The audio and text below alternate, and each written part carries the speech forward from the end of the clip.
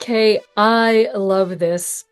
Your happiness word is natural. Tell Yeah. us more about natural as your happiness word. Natural means being out in nature. I mean, doing something that connects you with nature, that connects you with other things. I am actually quite funnily a techno geeky woman also. I can work with technology in its best, but technology is kind of cold. It's not very touchy-feely, but being in the natural world is wonderful. I love taking my shoes off and sinking my feet into the sand or into the grass and feeling those textures and standing out with a cup of tea and inhaling these smells on an early morning day or an evening day when everyone is home cooking. Just natural, simple things. It's not always about, well, let me have the most extreme bike ride, hike, whatever. Yeah, hiking is good, but sometimes just simple hikes, the easy hikes. It's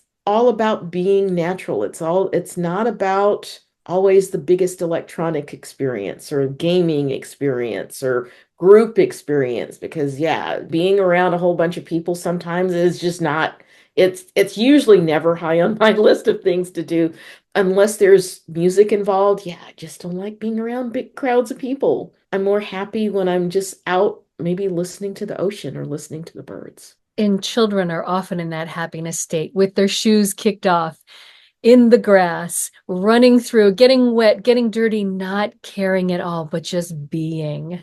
Absolutely. I mean, if you want to see some pure joy, go sit by some kids on the playground. I actually had the absolute privilege and joy of taking my nieces and nephews trick-or-treating. It was so much fun, and there was so much joy in the kids and their costumes and how much candy am I going to get or am I going to get scared or what do they have around the corner? It was just wonderful seeing the world through these kids' eyes, and they were just happy as clams. And the kids have the capability to do that.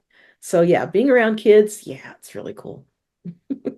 Did you have a moment in your life when you realized you were disconnected from nature and you needed to get back?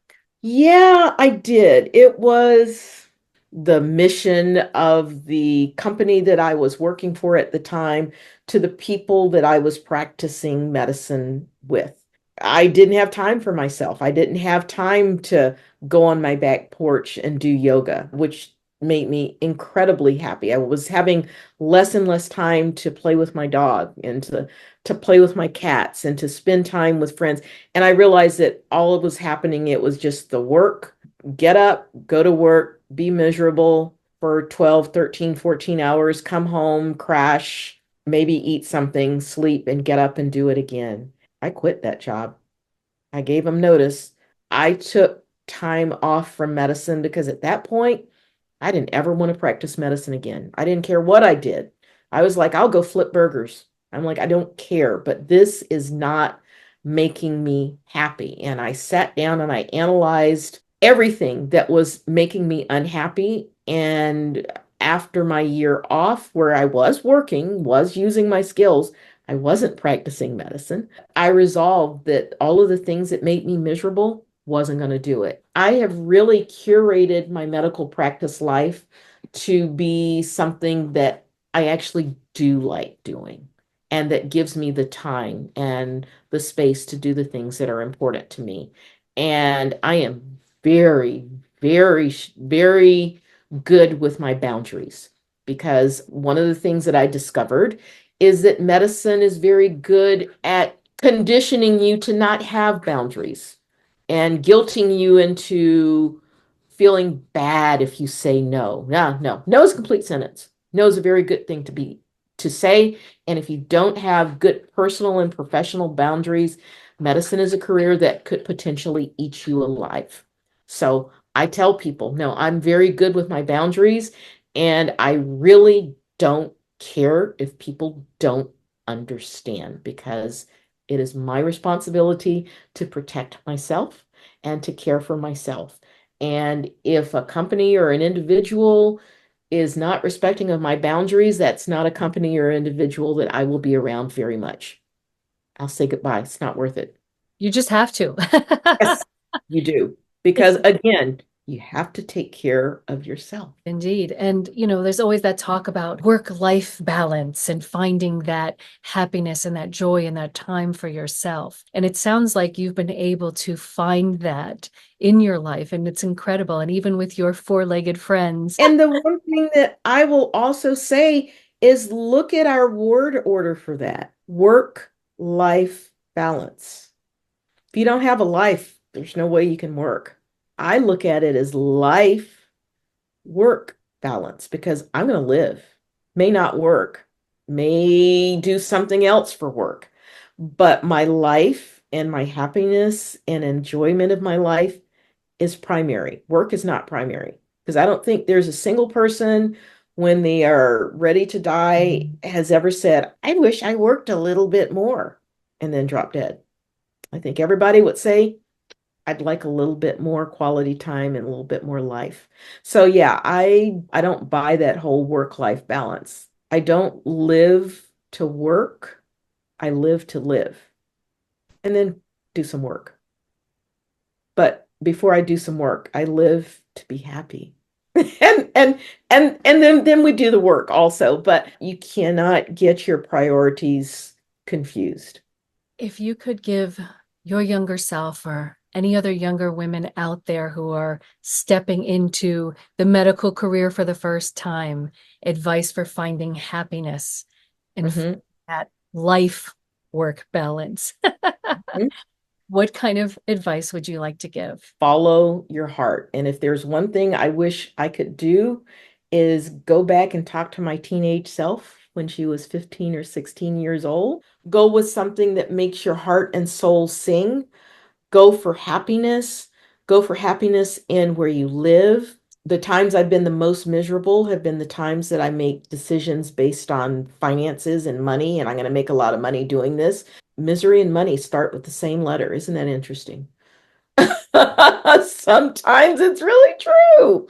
I can't say that the times that I was motivated only by, yeah, I want to make a whole bunch of money. That was a rare occurrence. It was always not a good decision. So I quickly learned, yeah, don't do that. It just doesn't work. The other thing that has really helped me is I dance. One of the things that I'm learning right now is I'm learning to dance hula. It is a beautiful, beautiful art form, and it helps me learn about the culture of Hawaii. But my mainstay has been Afro-Brazilian dance. It has been the thing that has carried me through about 18 years. I think I've been involved in it. The interest was there before I got the formal instruction. The formal instruction came after I moved to where I live now.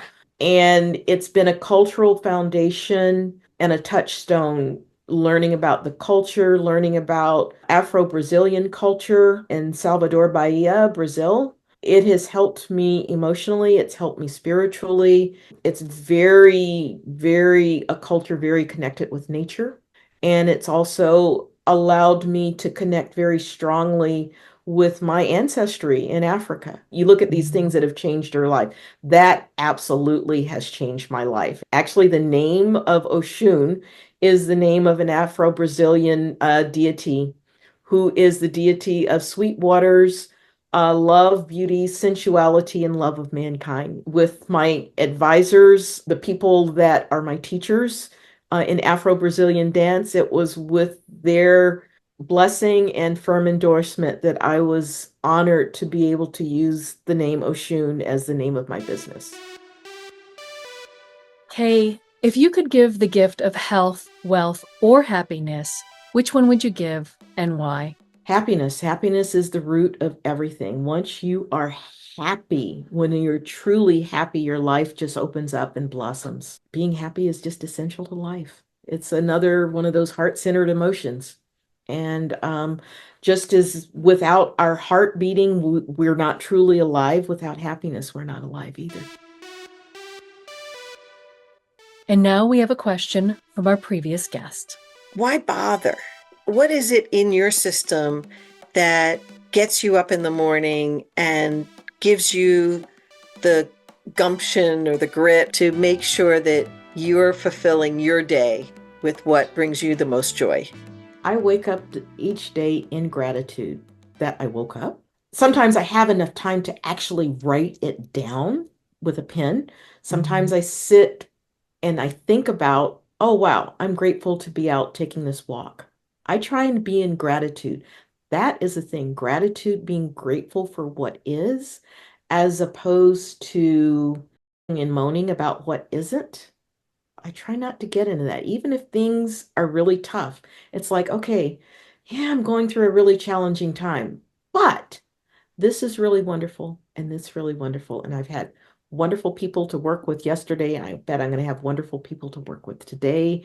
And we're going to get some sunshine, or we're going to get some rain, or find something to be grateful for within the first few minutes of getting up out of bed. If it's nothing more than, wow, I woke up this morning. I'm really grateful that I woke up for another day. Kaye, thank you so much for being here today. Your wealth of information about what you do from your medical side, your intuition, your happiness, you have brought me a lot of joy today, and I want to thank you for sharing. This has been a wonderful experience. You never know what you're gonna get into when you do a podcast. And I'm kind of early in the game doing the podcast experience, but all I know how to do really is just kind of be myself. And I just say, yeah, I'm gonna be myself, and just gonna make the best of every experience I have. But this was wonderful. I've enjoyed talking to you. I'm hoping that I've given people some information that they can use to make their lives better, happier. And if I can do that, yeah, that's kind of what we're here to do, help each other as humans. Yeah. And I would love to invite you back to one of our future panels and hear from you again. Absolutely. I would love to do that. Subscribe and click the link below to find out about bonus tracks and how to join our community.